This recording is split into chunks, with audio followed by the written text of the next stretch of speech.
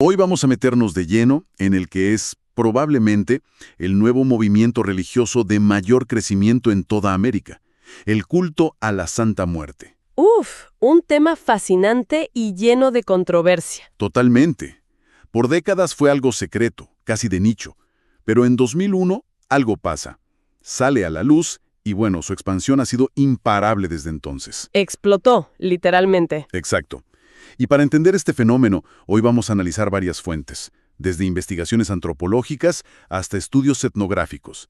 La idea es entender de dónde viene, quiénes son realmente sus devotos y por qué genera tanto rechazo, ¿no? Claro, y esa supuesta conexión con el narco y la oposición de la Iglesia, del Estado, hay mucho de qué hablar. Pues empecemos por el principio.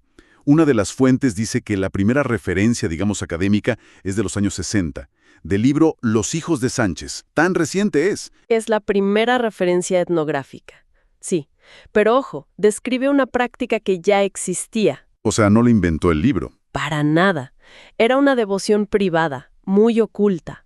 En ese libro se menciona para cosas muy específicas. ¿Cómo qué? Pues principalmente problemas de amor. Se le rezaba para que los maridos infieles regresaran a casa. Cosas muy íntimas. Ya estaba ahí, pero tras bambalinas. ¿Y cuándo es que sale al escenario? ¿Cuál fue el momento clave? El punto de inflexión es clarísimo. Todas las fuentes coinciden. El 1 de noviembre de 2001. Tepito, cierto. En el corazón de Tepito, en Ciudad de México, una mujer, Enriqueta Romero, Doña Queta como la conocen todos, decide sacar su figura de la Santa Muerte de su casa y le monta un altar, en plena calle. Un acto súper simple, pero con un impacto enorme. Fue una declaración. Fue el momento en que la devoción dijo, aquí estoy, y dejó de esconderse. Y a partir de ahí, bueno, la historia es otra. Pero a ver, ¿de dónde sale esta figura? Porque uno la ve y piensa en la parca europea, ¿no? El esqueleto con la guadaña. Exacto, esa es una de sus raíces, pero es solo una parte.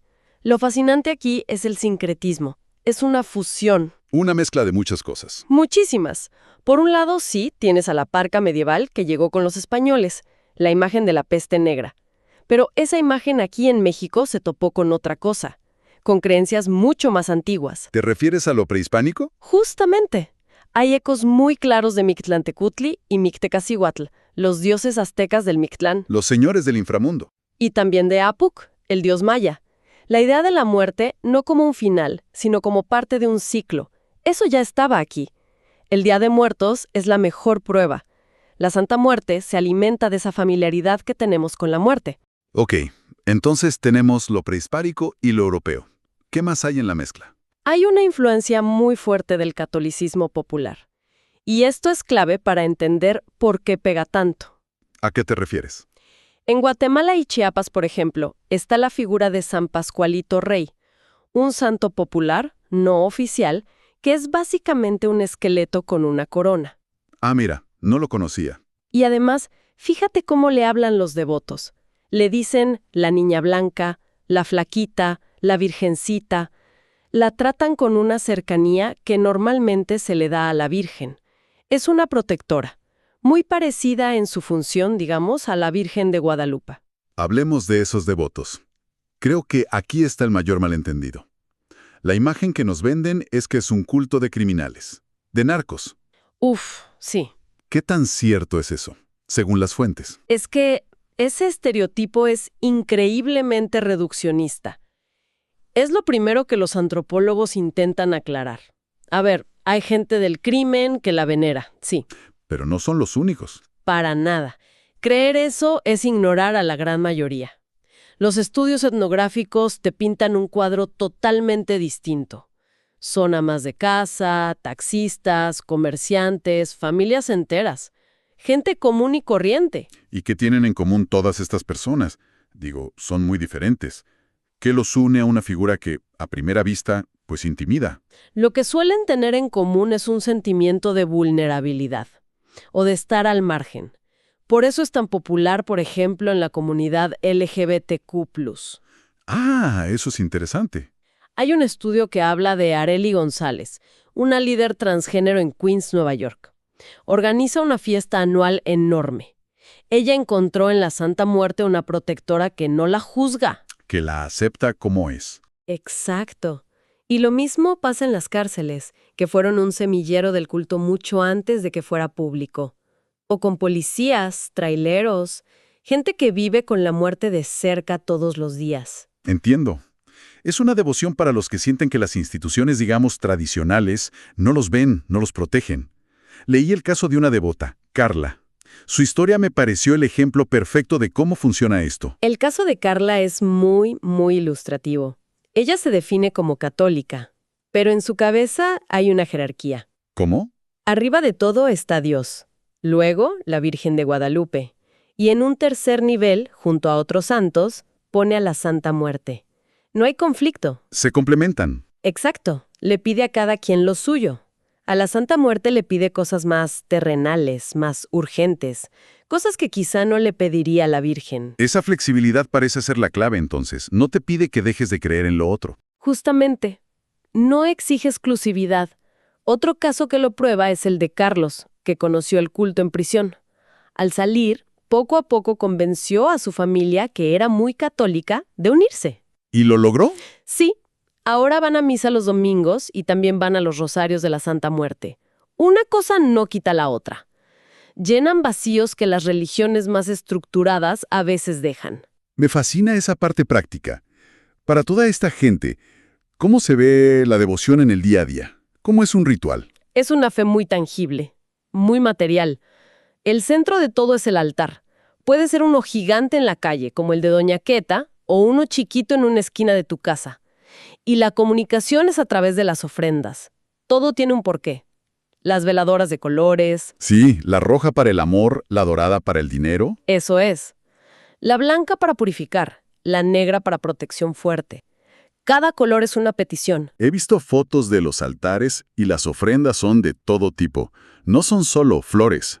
No, para nada. Se le ponen manzanas rojas que simbolizan el deseo, dulces porque es la niña, pero también cosas de adultos, placeres. Como alcohol. Claro, botellas de tequila, vasos de whisky, cigarros, puros encendidos, incluso billetes, aunque muchas veces son de juguete, para atraer la abundancia. Es una relación muy directa, de te doy para que me des. Y más allá de las ofrendas, hay ceremonias, algo como una misa. El ritual principal son los rosarios, normalmente el primer día de cada mes. Pero no son como los católicos, ¿eh? Se reza, sí, pero el ambiente es otro, se meten más cosas. Por ejemplo, Las limpias energéticas son básicas, con humo de copal, con hierbas, con sprays aromáticos. Se busca purificar a la gente. Es una mezcla de catolicismo, curanderismo y espiritualidad popular. o sea que el sincretismo también está en los rituales. Totalmente. Y depende mucho del líder del altar y de la región. En algunos lados la mezclan con la santería. La llegan a identificar con Ollá, la dueña del cementerio. En otros ves cosas del palo mayombe, del espiritismo. Es un culto súper adaptable, casi un camaleón. Y la relación con la estatua parece increíblemente personal. Leí que la visten, le hablan. Es que no es un objeto. Una antropóloga, Kali Argiriadis, usa un término que me encanta. Un dios objeto. ¿Un dios objeto? Sí, como un doble animado del propio devoto. La cuidan como una persona, la visten, le ponen joyas, le platican, le agradecen con regalos, pero también, si no les cumple, la pueden regañar. ¿En serio? Sí, o hasta castigarla. La voltean contra la pared, por ejemplo. Es una relación de total interdependencia. De acuerdo, creo que queda claro que los seguidores son muy diversos y la devoción es complejísima. Pero no podemos ignorar la controversia. ¿Por qué se le asocia tan fuerte con el crimen? ¿Hay algo de verdad ahí? La asociación no es un invento, pero sí está muy magnificada. A ver, es un hecho que su auge, desde 2001, coincide con el recrudecimiento de la guerra contra el narco en México. Y sí, algunas personas en el mundo del crimen la han adoptado. ¿Y por qué? ¿Qué les ofrece? Pues la lógica desde su perspectiva es clara. La Santa Muerte es una protectora muy poderosa que no juzga. No le importa si lo que haces está bien o mal. No tiene un código moral. Exacto. Ofrece protección sin hacer preguntas. Y para alguien que vive fuera de la ley, eso es invaluable. Pero las fuentes también apuntan a que los medios tuvieron mucho que ver en crear esa imagen. Absolutamente. Mucho antes del boom, la prensa ya la vinculaba con criminales. El caso que siempre sale es el del secuestrador Daniel Arizmendi, el mochaorejas, en el 98. Se dijo que tenía un altar, y aquí es donde una antropóloga, Perla Fragoso, hace una observación muy aguda.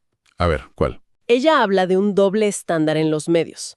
Cuando encuentran un altar de la Santa Muerte en casa de un criminal, es el titular principal. Refuerza la idea de una fe perniciosa. Ya veo por dónde vas. Sin embargo, es un secreto a voces que muchísimos narcos también le rezan a la Virgen de Guadalupe o a San Judas Tadeo. Pero eso casi nunca es noticia. Para la Virgen, los medios construyen una narrativa de fe amorosa. Espera, eso es un punto clave. Entonces, lo que sugieren las fuentes no es que los criminales no recen a la Virgen, sino que los medios eligen no contarlo, y así crean una narrativa totalmente sesgada. ¿Es así? Precisamente, se destaca una cosa para crear un pánico moral y se ignora la otra para proteger la imagen de la religión dominante. Esa cobertura ha sido brutal para estigmatizar a todos los devotos. Y la oposición no es solo mediática. La Iglesia Católica ha sido muy clara. Es su principal adversaria. La condena de forma rotunda. La llaman un culto satánico. Su argumento teológico es que venerar a la muerte es lo contrario al mensaje cristiano, que es la victoria de Cristo sobre la muerte. El mismo Papa Francisco la ha condenado públicamente. Eso tiene un peso enorme. ¿Y el Estado mexicano? ¿Qué postura ha tomado? De confrontación directa. Hemos visto al ejército destruyendo capillas en las carreteras. Sobre todo en el norte, en lugares como Nuevo Laredo, zonas de disputa de cárteles. También está el caso de David Romo, ¿no? Sí, el caso de David Romo Guillén, él intentó formalizarla como la Iglesia Católica tradicionalista. En 2005, el gobierno le quitó el registro como asociación religiosa. Años después, lo sentenciaron a 66 años de cárcel. Pero hay que aclarar, fue por secuestro, no por sus creencias. A pesar de todo esto, la estigmatización, la condena de la Iglesia, la persecución del Estado, el culto no para de crecer. E incluso ya cruzó fronteras. Así es. Y eso es quizá lo más sorprendente. Ha seguido las rutas de la migración. Hoy hay comunidades de devotos enormes en Los Ángeles, en Nueva York. Y fuera de Estados Unidos. También ha llegado a Europa.